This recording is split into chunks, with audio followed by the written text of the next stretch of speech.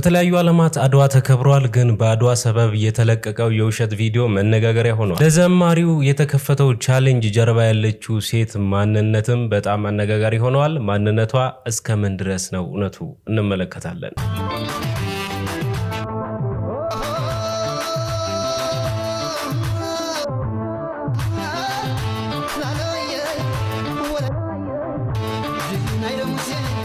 ሰላም ጤና ይስጥልን ቤተሰቦች እንዴት አላችሁ? እንደምን ቆያችሁ? ዛሬም ተመልሻለሁ። በዛሬ ቪዲዮቻችንም በጣም ምርጥ ቪዲዮዎች እንመለከታለን። ትናንት አድዋ ነበረ።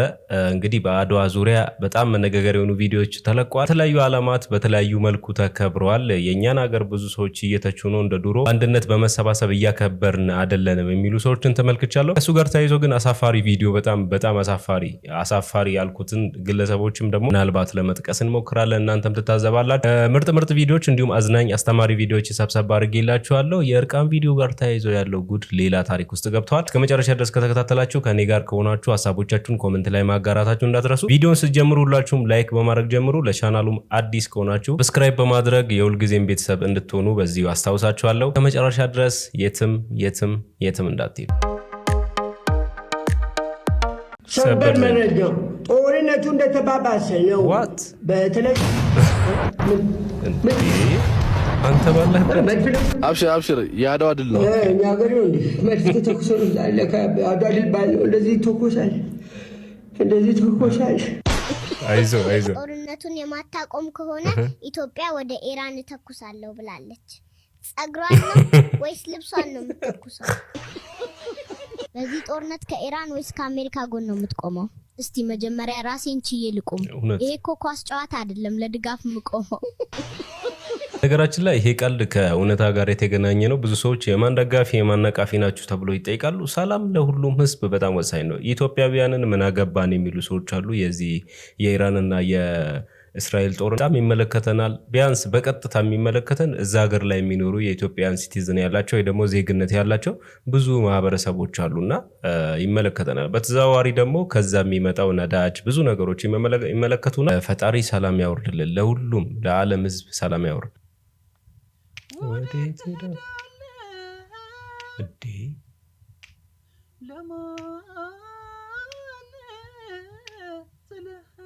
አይ ድምፅ ፍቅር ልቤ ገብቶ ያሳከረኝ ዋው ትናንትና በልሜ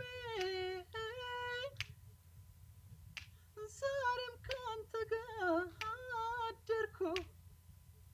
ህልሜም አልተፈታ እኔም አልተናገርኩ። ዛከረ ልቤ ዛከረ ዛከረ አንተን ወደደ ዛከረ በፍቅር አበደ ዛከረ እንዲህ አይደለም ዛከረ ተብከነከነ ዛከረ ምን ልንገርህ ዛከረ ተበታተነ በለው ተሰጦ ኑሮ በዘዴ። ሰላም እንዴት ናችሁ? ከጥንዶች ሚዲያ ነው የመጣሁት። አጫጭር ቪዲዮዎችን በመስራት ነው የምንታወቀውና አሁን እዚሁ ላይ ፍቅረኛ እንለያይ የምትላት ከሆነ ይሄ እጄ ላይ የምታየው 1500 ብር ያንተ ይሆናል ማለት ነው። እንለያይ ፍቅረኛ እንለያይ በላትና 1500 ብር ልስጥ ነው። ያ እንለያይ ካልካት አሁን እዚሁ 1500 ብር ያንተ ይሆናል ማለት ነው። እሺ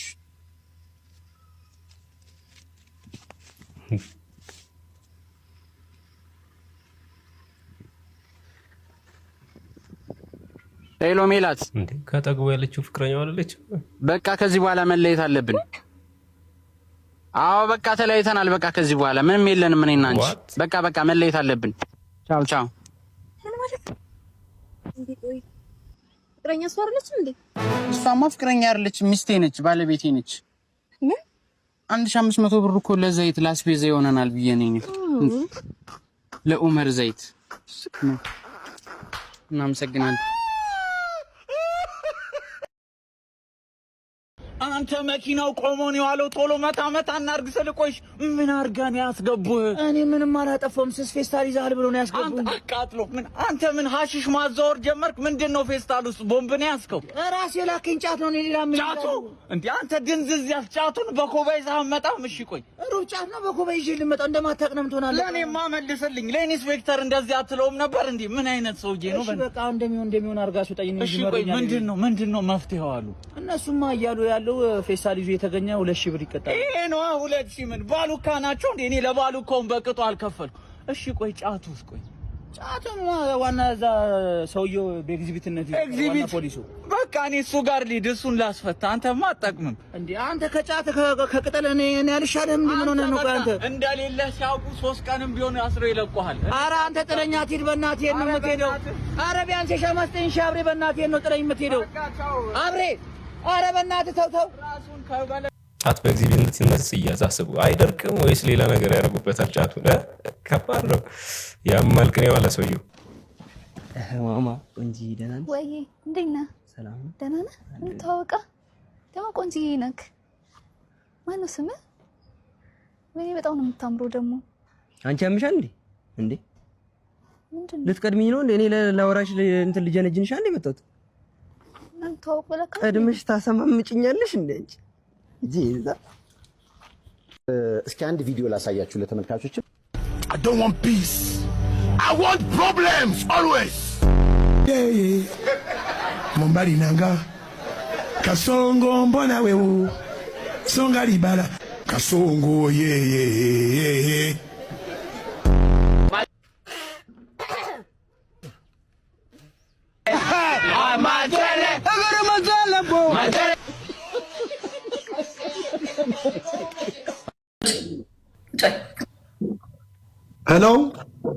ሄሎ አንድ ሰው ነው የምፈልግ። ሄለን ወርቅዬ። ሰላም ጃኒ ጋር ሰላም ተባባሉ። ሞጣይ ሰላም እንዴ አይነት ሰው አይመቸኝ። ሄለን ካሰደብሽኝ ነገ አንቺ ነገር ማርያም ሞጣ እንዴና ቀራኒዮ ሞጣ ቀራኒዮ ደህና ነህ? ነው በጣም ነው የሚወድሽ ጃኒ። አይ እኔ ከሞጣ ጋር መነካካት አልፈልግም። እኔ በጣም ነው ማከብርህ። ትልቅ ሰው እኔ አልነካካም ከትልቅ ሰው ጋር።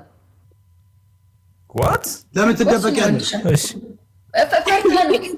ዩረሚ ከሁለት ዓመት በፊት አስታወስክ? በዲፕሬሽን እኮ ነው ተከታይ ያገኘችው። ስማ ሞጣ እኔ ካንተ የሚመቸኝ ምን እንደሆነ ታውቃለህ? ተከተሉሽ ታረስ ቆስለ ስማ እኔ ካንተ በጣም ሞድልህ ንገርህ። ስማ ካንተ ሞድልህ ንገርህ። ችግር የለውም። አይ ችግር የለውም። ነይ አትፍሪ። አትፍሪ። እኔ ሴቶችን መንካት አልፈልግም። ምን አገባኝ? እኔ ጃኒ ምን አገባኝ? የራሷ መብቷ ነው። አይደለም እንደ ሄለን? አዎ መብቷ። አትፍሪ። ማስገባት ትችያለሽ። አትፍሪ። እኔ አንድ ለአንድ መጫወት ስለፈለኩ ነው እንጂ ጃኒን ማንንም ሰው አልጠላም። ኦኬ እኔ አልጠላም። መብቷ ነው። ሴት ነች፣ አከብራለሁ። እኔ በቃ ይሄ በህዝባችን ላይ ሴራ የሚሰራ ሰው ነው ማልወድ እንጂ እኔ አሁን እቺ ልጅ እኔ ምንም አላረገችኝ። ምን አረገችኝ? አይ ዶንት ኬር። የራሷን ስራ ነው የምትሰራው። ስለዚህ ተረጋጊ። ጃኒ የምትባይ እኔ አልነካሽ። ስላከበርሽኝ ምን አከብርሻለሁ። ባይዘው የሴት የራቁት ፎቶ የሚለቅ ወንድ ጌ ነው። ለሴት ልታሳየው አይደለም። ወንድ ጌ ሄደህ ልትጎርርበት ነው የምትፈልገው። ምን እንዲልህ ነው ሰውየው? ጎበዝ በርታ ትፈልገዋለህ። ሰውየውን ጎበዝ ጀግና እንደዚህ ያረካታ ሲል ከነገርየው በላይ ደስተኛ እሱ ነው የሚያደርግህ። ወንድ ሆኖ ሴት የሚወድ ሰው እዛ ጋር ኢንጆይ አድርጎ ትሄዳለህ። ላይፍን ትቀጥላለህ። ሰው እንዴት እዛ ሞመንት ላይ ካሜራ ይመጣለታል? ስለዚህ ልጅቷን እያሰብክ አይደለም፣ ነገርየውን እያሰብኩልህ አይደለም። አንተ ሰውየውን እያሰብክ ነው ማለት ነው። በነገራችን ላይ ከሰሞኑ አንዷ የራቁት ቪዲዮ ወጥቶባት ሚዲያ ላይ እየተወራባት ነበር። እንደዚህ አይነት ነው፣ በዚህ መልኩ ነው፣ በዛ ምናምን ልላችሁ አይደለም። በየጊዜው እንደዚህ አይነት ዜናዎችን በተደጋጋሚ እንሰማለን። አንድ ጊዜ ስንሰማ ዜና ከዛኛው ዜና ተምረን ለምንድን ነው የማንጠነቀቀው? አንድ ሁለተኛ ደግሞ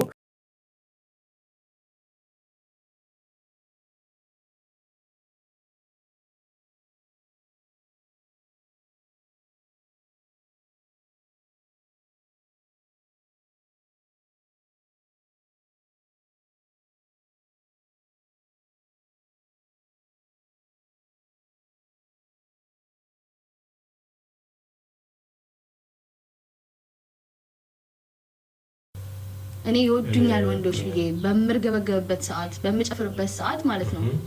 ወንዶች ግን አብሮኝ ለነበሩት ጓደኞቼና ይዛው ለሚዝናኑት ጓደኞቼ ቫልዩ ይሰጡ ነበር። እኔ ክፋት አስቤ አልነበረም በሰዓቱ ገባችሁ? I was just having fun እሱን ነበር የማስበው። I was just having fun ምንም መጥፎ ለነሱ መጥፎ አስተሳሰብ የለኝም እንደዚህ ነው የማስበው። ግን በራሴ ላይ እየሰራሁ ስላልነበር እነሱ ራሱ ይልቁኝ ነበር። ሰው እንግዲህ ከጓደኞቼ እየተበደርኩ ስለነበር ጓደኞቼ ይልቁኝ ነበር። ይሄ ሁሉ ነበር። ስለዚህ የተሻለ ሰው ለመሆን ከፈለጋችሁ ሁሉም ሰው እንዲያከብራችሁ ከፈለጋችሁ በዚህ ሰዓት ማለት ነው ይዛችሁ ተገኙ። አባቴም የምሬን የራሳችሁ ነገር ካሳለፈ ሰው ካልተማራችሁ ከማንም አትማሩ።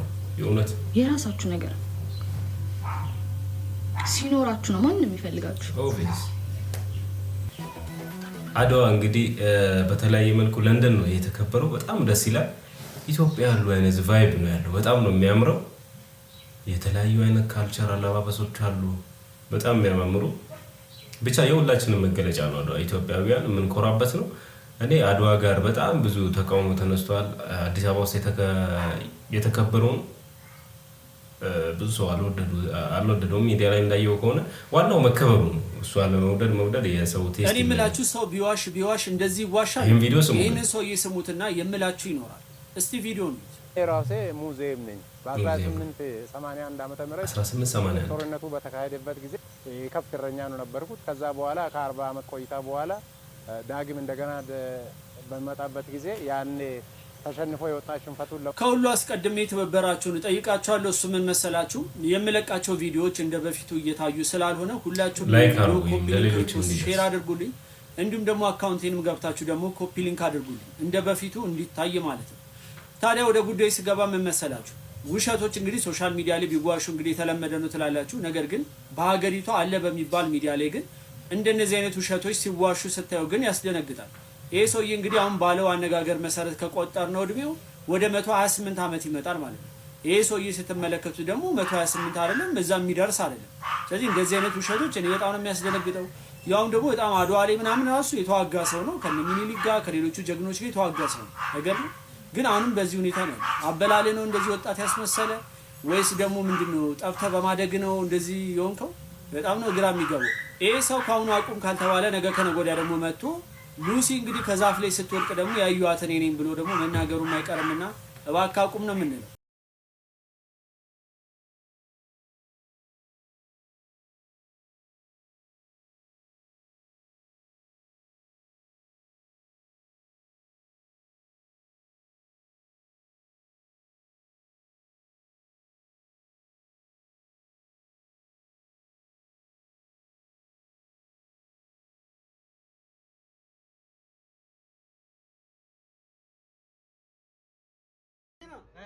ግል ትምህርት ቤት ተምረን ታዲያ እንዴት አልተማርኩም? ተስተምረን አንተ በደንብ አድርጌ እዚህ ያበረ ቆንጆ ትምህርት ቤት ላዘው አንተ ፈትና እስቲ ግል ትምህርት ቤት አንድ መዝሙር በል። እኔ ምን ልጫወት? አሁን ማረቢያ አያችሁ እሱ ልጫወት?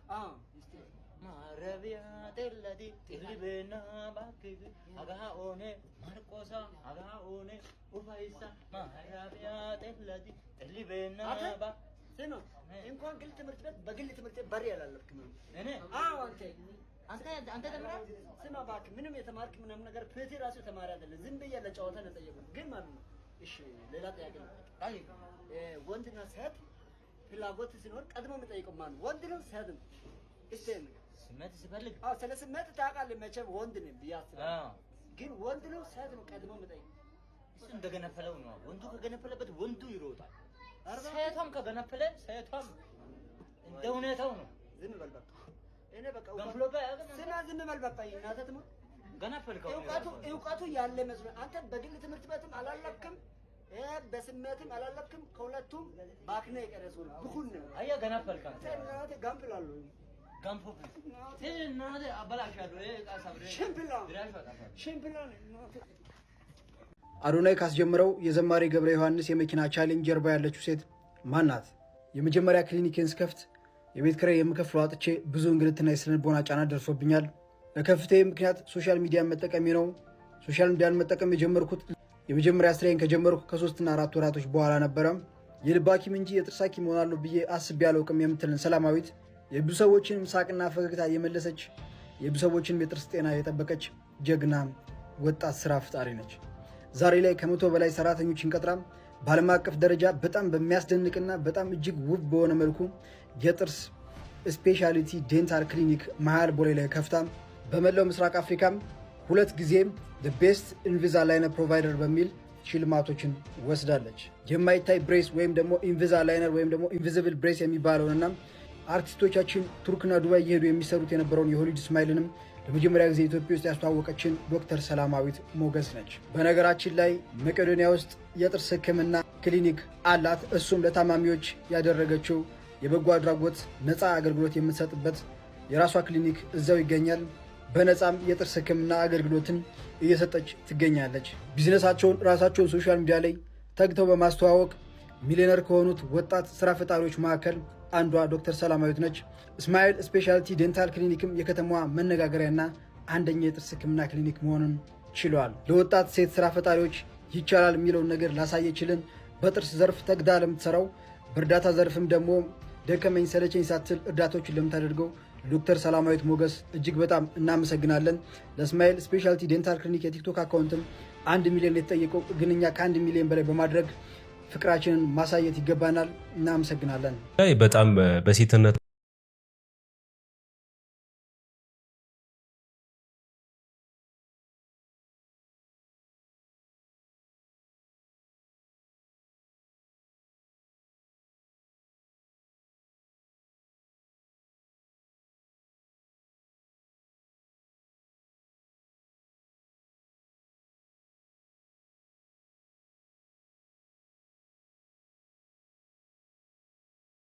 ገብረ ዮሐንስ የመኪና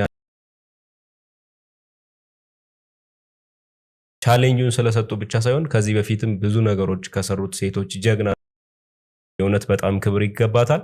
እንዴት የኔ ፍቅር ወይ እንዴት እንደናፈቅሽኝ ብታይ። እኔም በጣም ናፍቀኸኛል። ምናሽ ማን ነው የምታወሪው? አረ ጓደኛዬ ነው ማውራት። ሄሎ ሄሎ፣ የጽዮን ጓደኛ። አቤት። ስምሽ ማን ነው? ዳዱ ዲት። እሺ፣ ለማንኛውም አሁን ስራ ታግዘና በኋላ ታወራላችሁ። እሺ፣ ነተለሽ ምን ትመስላለች? ውይ የወንድሜ ስልክ ነው።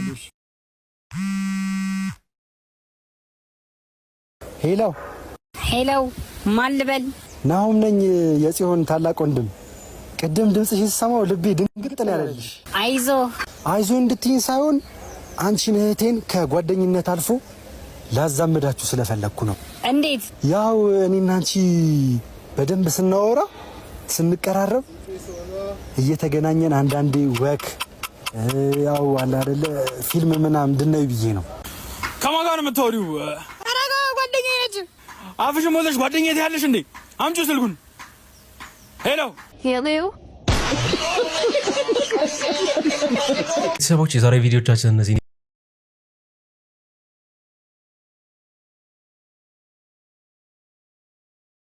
ሁለተኛ ቻናሌም በተለይ ስለ ጦርነቱ ጋር ተያይዞ ኢትዮጵያውያን ማወቅ ያለባቸው ጉዳዮች ስላሉ ኮመንት ላይ ያለው ሊንክ ገብታችሁ